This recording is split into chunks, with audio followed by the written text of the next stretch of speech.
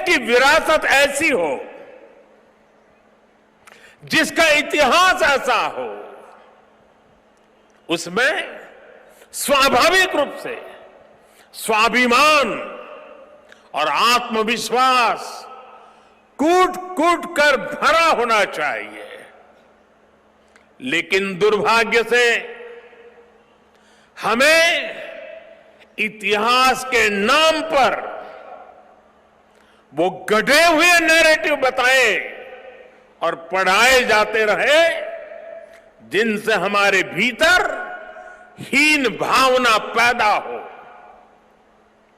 बावजूद इसके हमारे समाज ने, हमारी परंपराओं ने इन गौरव गाथाओं को जीवंत रखा। साथियों, अगर हमें भारत को भविष्य में सफलता के शिखरों तक ले जाना है, तो हमें अतीत के संकुचित नजरियों से भी आजाद होना पड़ेगा। इसलिए आजादी के अमृत काल में देश ने गुलामी की मानसिकता के मुक्ति का प्रण फूंका है। वीर बाल दिवस देश के उन पंच प्राणों के लिए प्राणवायु की तरह है।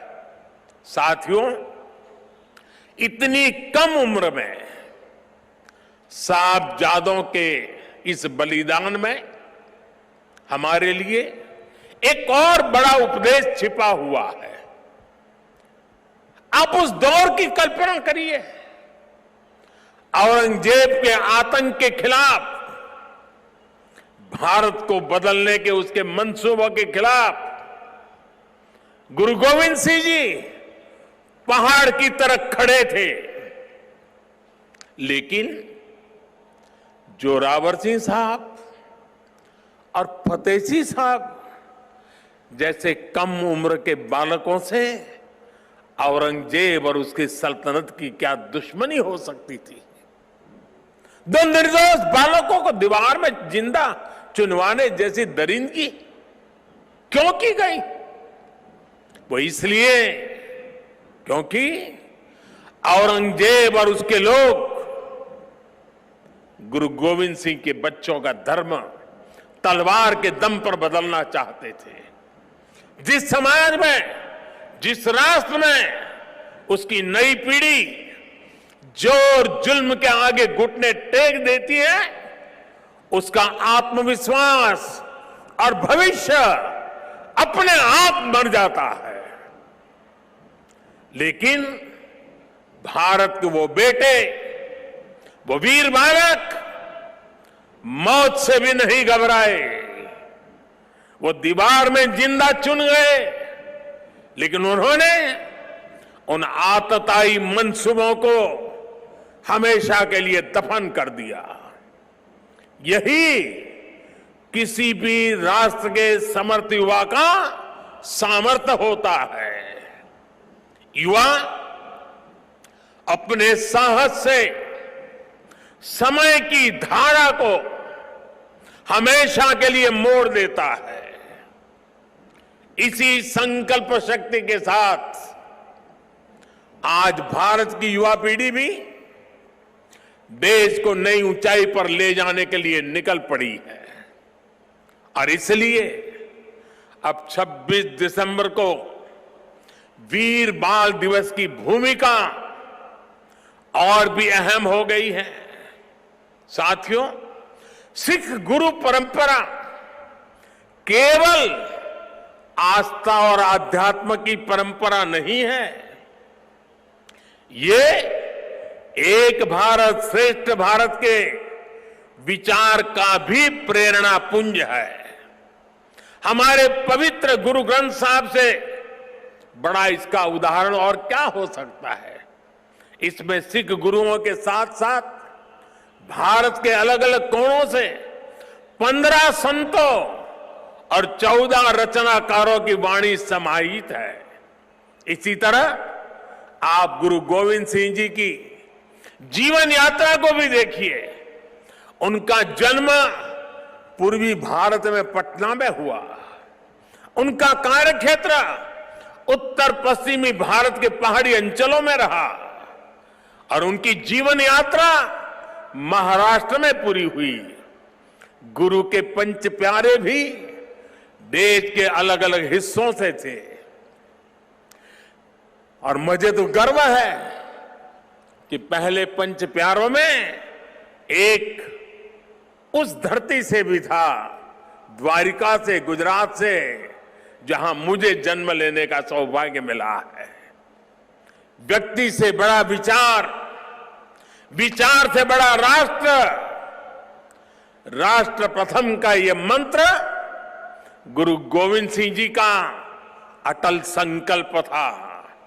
जब वो बालक थे तो ये प्रश्न आया कि राष्ट्र धर्म की रक्षा के लिए बड़ी बलिदान की जरूरत है।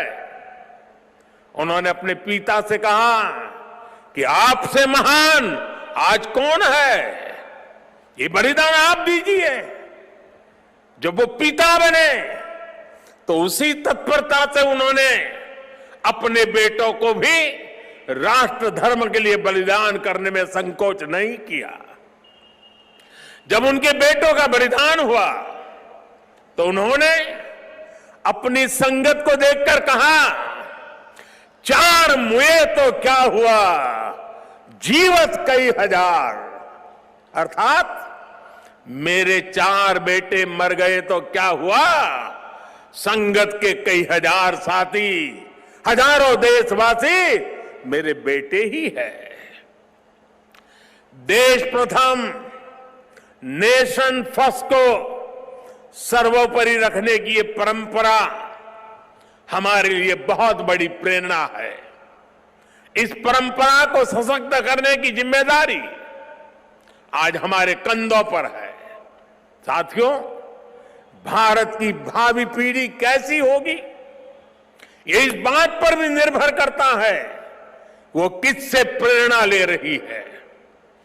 भारत की भावी पीढ़ी के लिए प्रेरणा का हर स्रोत इसी धरती पर है। कहा जाता है कि हमारे देश भारत का नाम जिस बालक भारत के नाम पर पड़ा वो सिंहों और दानवों तक संहार करके थकते नहीं थे। हम आज भी धर्म और भक्ति की बात करते हैं तो भक्तराज प्रहलाद को याद करते हैं। हम धैर्य और विवेक की बात करते हैं तो बालक ध्रुव का उदाहरण देते हैं। हम मृत्यु के देवता यमराज को भी अपने तप से प्रभावित कर लेने वाले नचिकेता को भी नमन करते हैं, जिस नेत्री नचिकेता ने बाल्यकाल में यमराज को पूछा था, व्हाट इज डेथ, मृत्यु क्या होता है। हम बाल राम के ज्ञान से लेकर उनके शौर्य तक, वशिष्ठ के आश्रम से लेकर विश्वामित्र के आश्रम तक, उनके जीवन में हम पग पग पर आदर्श देखते हैं। प्रभु राम के बेटे लवकुश की कहानी भी हर मां अपने बच्चों को सुनाती है। श्री कृष्ण भी हमें जब याद आते हैं तो सबसे पहले कान्हा की वो छवि याद आती है जिनकी बंशी में प्रेम के स्वर भी है और वो बड़े बड़े राक्षसों का संहार भी करते हैं। उस पौराणिक युग से लेकर आधुनिक काल तक वीर बालक बालिकाएं भारत की परंपरा का प्रतिबिंब रहे हैं। लेकिन साथियों, आज एक सच्चाई भी मैं देश के सामने दोहराना चाहता हूं।